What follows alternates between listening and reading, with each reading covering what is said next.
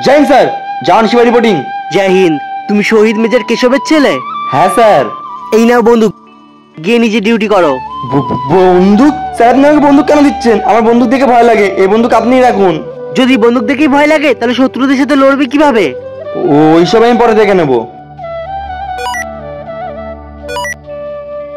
জয় Hind sir.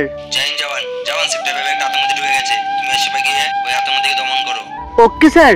Shiba, sector 5 এর যুদ্ধ শুরু হয়ে গেছে, তাড়াতাড়ি আমার সাথে চলো।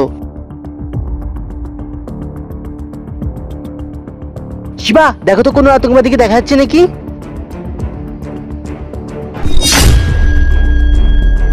হ্যাঁ স্যার, একটা আতঙ্কবাদী আছে।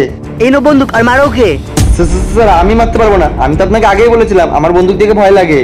আরে শিবা, এটা তুমি কি বলছো? তুমি হয়তো ভুলে যাচ্ছ তুমি শহীদ মেজর কেশবের ছেলে, যিনি একা 100 আতঙ্কবাদীকে মেরেছিল, আর তুমি তার ছেলে হয়ে ভয় পাচ্ছ? এই নাও বন্দুক আর মারো ওকে।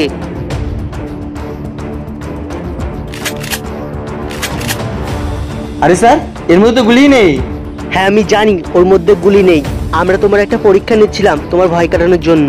আর ওই আতঙ্কবাদীকে দেখছো, ও আমাদেরই একটা সোলজার। জয় হিন্দ স্যার। জয় হিন্দ।